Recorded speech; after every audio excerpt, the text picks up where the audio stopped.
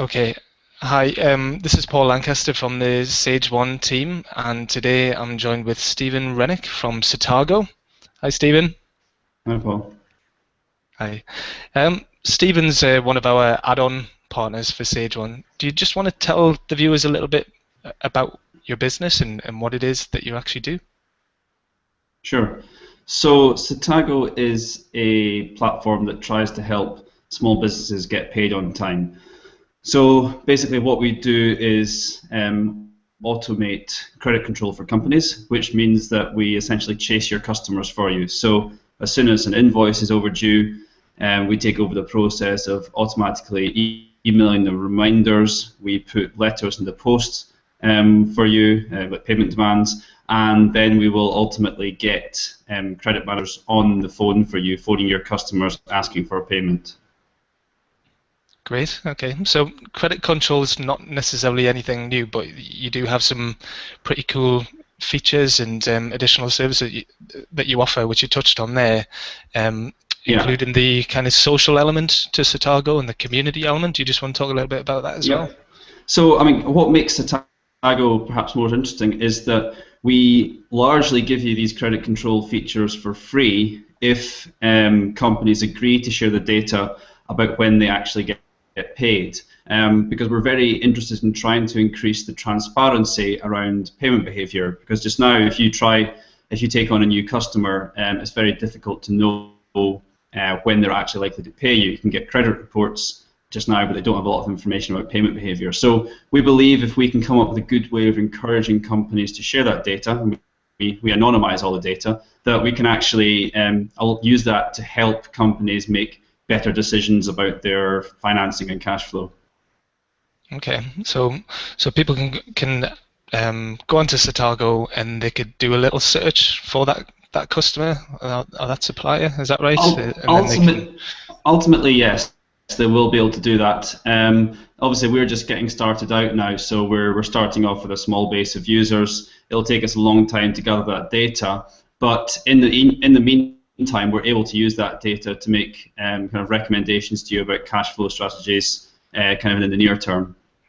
Right. Okay. So at the moment, you're trying to obviously get more users Yeah, onto the platform because the more yeah, users, then the the better the more data. data. And yeah. Yeah, Okay. exactly. So we're concentrating mainly on the credit control part of things just now.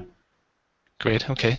So mentioned it earlier. So Satago already integrates with Sage One accounts. So how do people do that? How do they link the two together? So if you go to the Satago website at satago.co.uk, then you go to our submit data page, and from there you'll see a bunch of logos from different accounting platforms. If you've already signed up to Satago and told us that you use Sage One, you will only see the Sage One logo there. You click on the logo, you're prompted to sign into your Sage One account, and then you basically just click to authorize Satago to integrate into your account, and then it's done. Then your ledger is then visible from within Satago.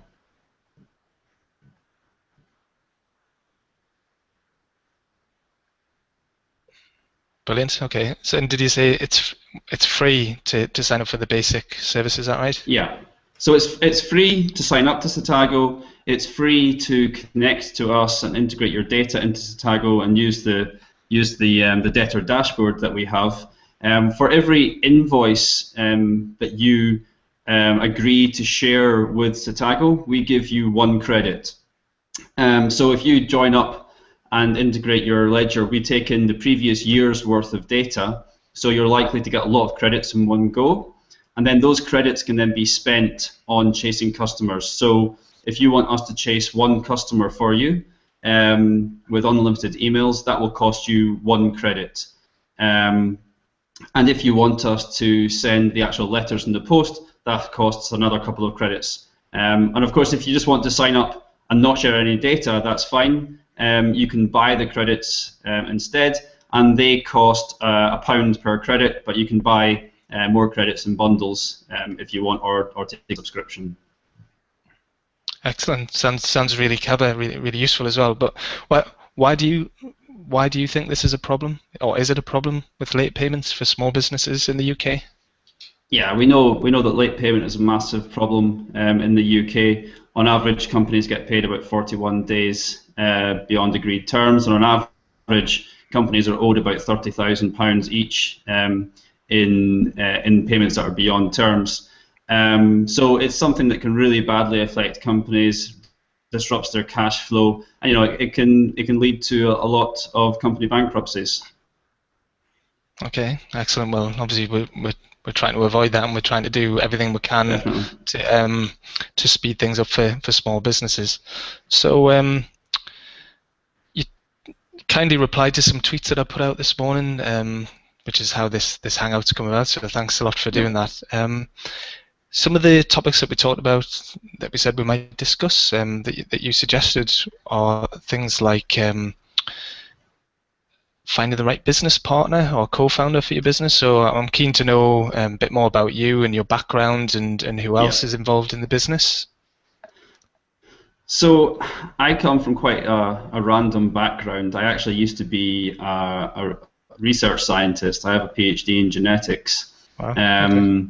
but I ended up via various routes getting involved in internet businesses. I did an MBA at Oxford University, so I kind of got more into the business side there. But I started Satago on my own, um, and one of the first things I found was that when I was looking for people to potentially invest in Satago, they all said, we like you, we like your market, we like the product you're building, but we will not invest in a company which has a solo non-technical founder. And if you read about on kind of startup blogs, they'll mostly say the same sort of thing. And I didn't blame them. So I then went on the hunt for a co-founder. And I basically spent about 5 months looking for the right person. So I was using my own network looking for people. I was going to lots of events.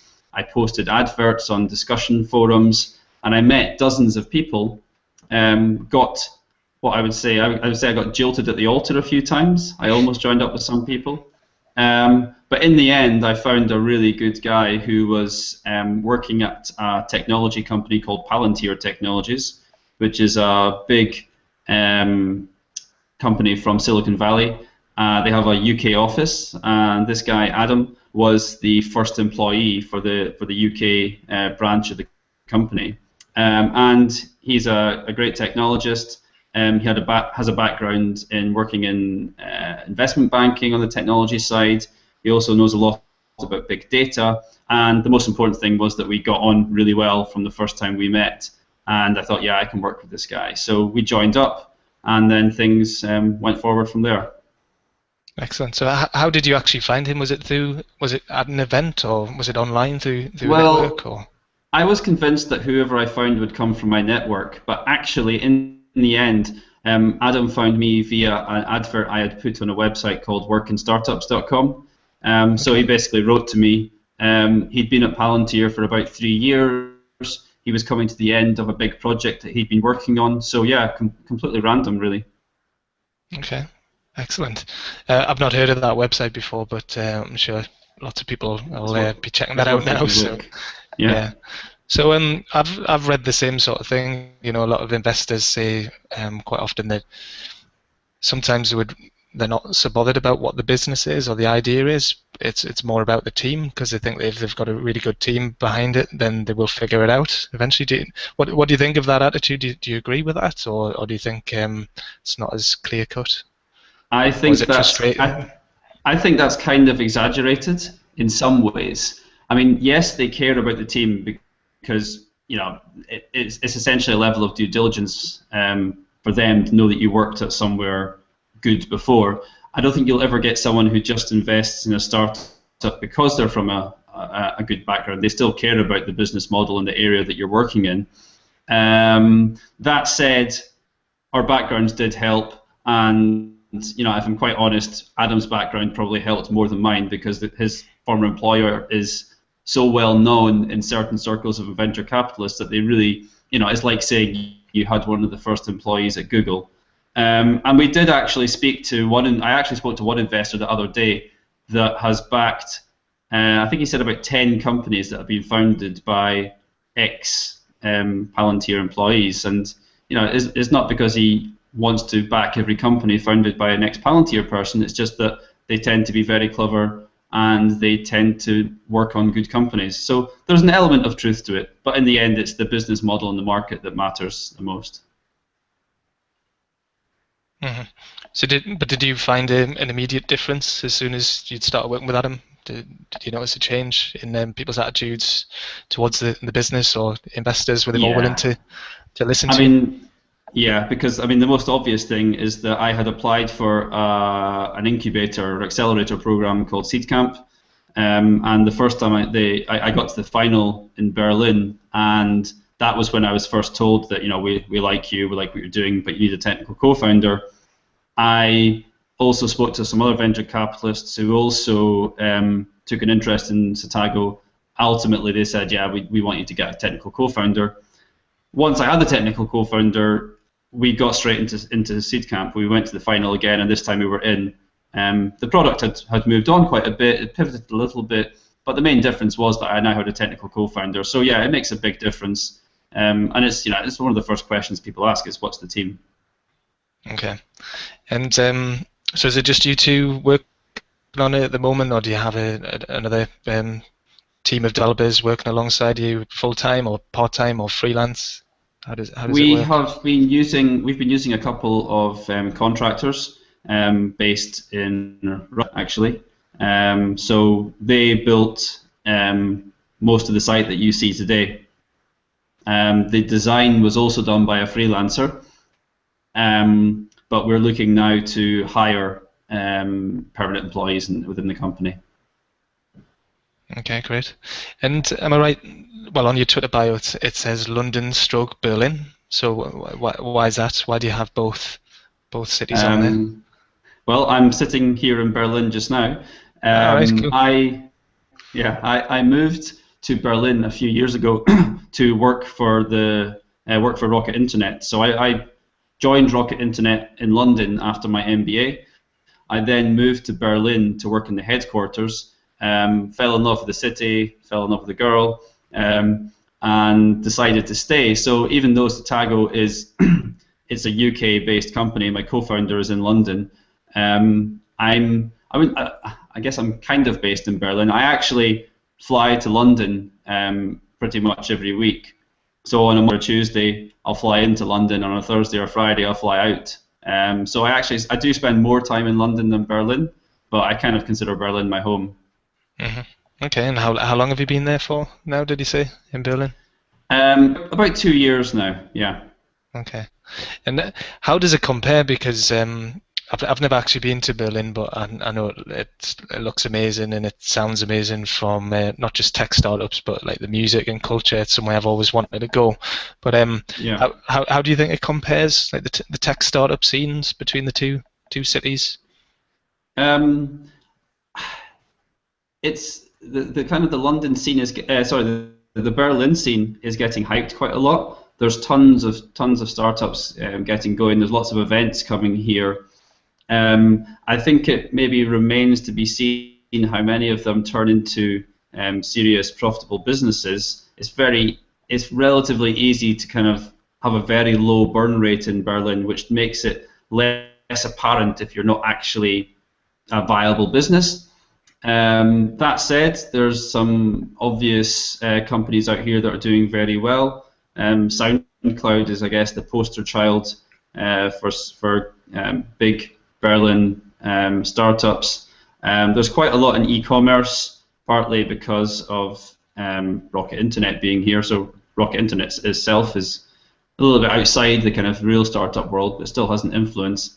And then there's other things like Research Gate, I think it is. They've been doing pretty well from here. But the main difference between Berlin and London is really just the affordability. Your cost of living in Berlin is so cheap that for me it makes it cheaper to live in Berlin and commute to London than living in London full time, which is a bit crazy. Yeah, mad. But no, it's a sensible approach as well. Even if you hadn't already moved out there and found a girl out there, there's a lot of talk now about maybe having your business based in other cities outside of London in the UK, because you say your money can go a bit further and last a bit longer Yeah. to give you a longer runway to launch. So, what do you think about just focusing on the UK? There is so much focus on the Silicon Roundabout and Tech City in the UK, but I can see I totally understand why that is. But what do you think about other cities? I mean, Sage, who I work for, we're based in Newcastle. It's the biggest software company in the UK, but a lot of people don't know that. They kind of assume they're in London. But what do you Yeah. think about that?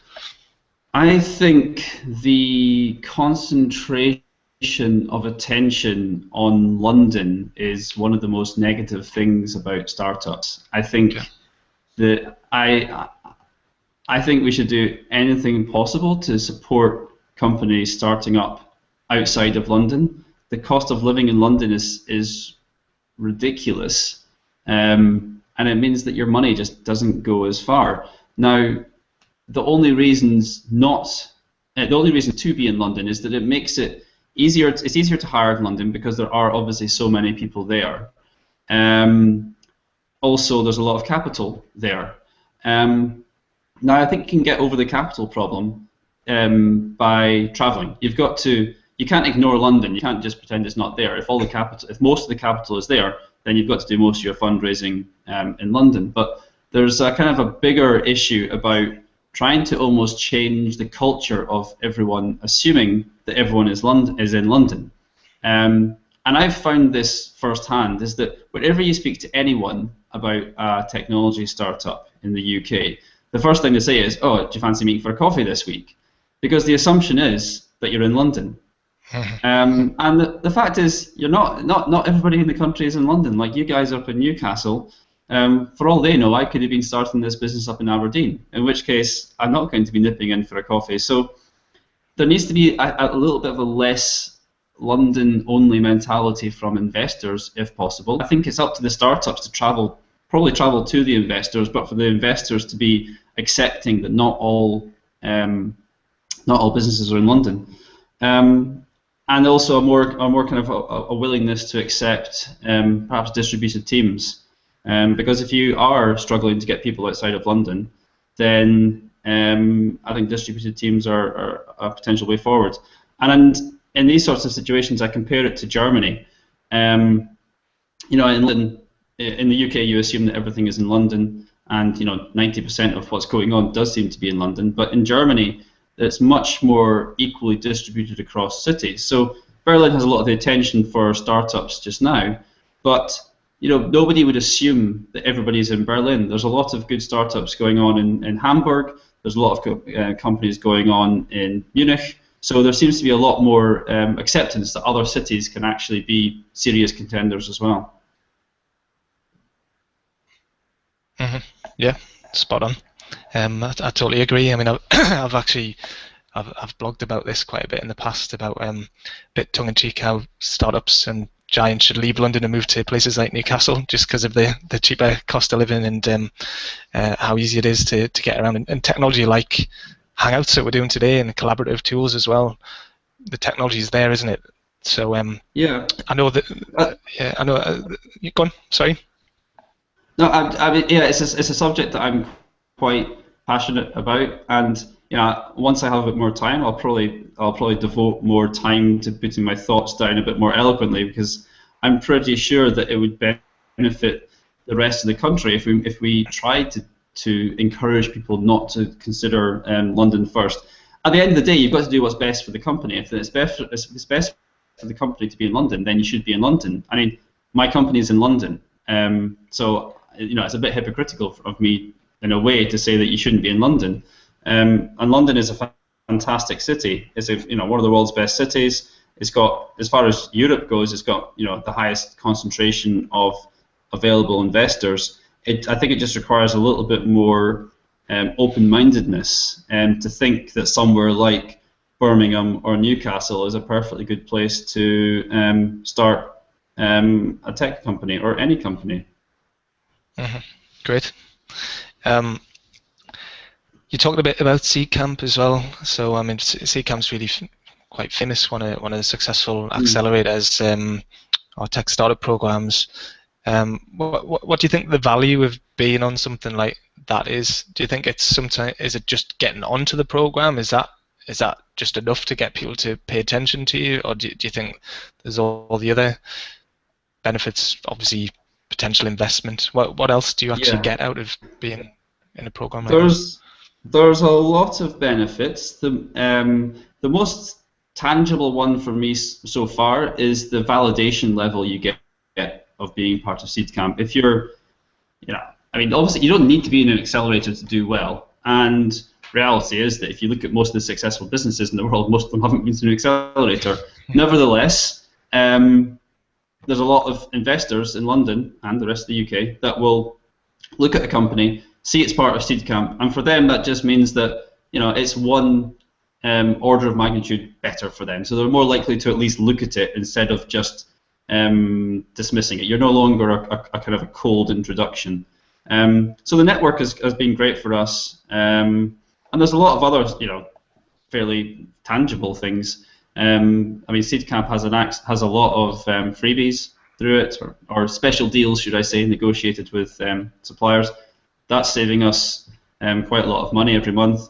Just working in the Seed Camp office is great. So when I'm in London, I usually work from the Seed Camp office. So I'm with other startups like us, and we can call on the partners for advice whenever we want. So it's great to have almost like two. So it's Carlos and Reshma. It's almost like having two kind of board members that you can call on at any moment because they're only sitting like 5 meters away from you. Fantastic. So, have you heard of any other accelerator programs in the UK? Is it any that spring to mind that you think are looking quite exciting? Or well, I guess the thing with the accelerators is there's almost an accelerator bubble, which people are starting to kind of joke about in a way. The ones that spring to mind, I mean, I guess everyone knows about Techstars, which is almost like a franchise now, it seems. I've heard of, is it Ignite 100? Is up in Newcastle? Yeah, that's a good one, based here in Newcastle, and yeah. So I've heard good things about that, and I think you guys did. I don't know if you're involved with it, but I think Ignite 100 did the sort of thing I was suggesting. Is they had an investor day down in London? Is that right? Yeah, they do that, and the new program's just about to launch, and they're doing something interesting this year, and that they're actually talking about the scrapping demo days, because they're kind of saying that a lot of accelerator programs are just exactly the same model, and they're based on Techstars or Y Combinator, typically 13 weeks long, because that's like the holiday or semester sort of time, and everything's focused on demo day. But what they've got a hypothesis that that's maybe not the best way to do it, because too much emphasis and focus is on that one day. So you tend to get one team member who's just purely working on getting the pitch right. Yeah. And I think that model is all based on Y Combinator, and I think it works with Y Combinator because they are the best of the best of the best in theory. But more than that, the investors that go to the demo day are willing to open their checkbooks pretty much on the day and make investments more or less there and then. And so if their kind of risk level is so low that they will do that, then you can afford to have everyone in the room one day and almost make it a little bit competitive. Reality is, if you do a demo day in the UK, it's probably just conversation number one of the next 4 or 5 conversations you're going to have. So there's not really an immediate kind of let's get this deal done mentality here in the UK.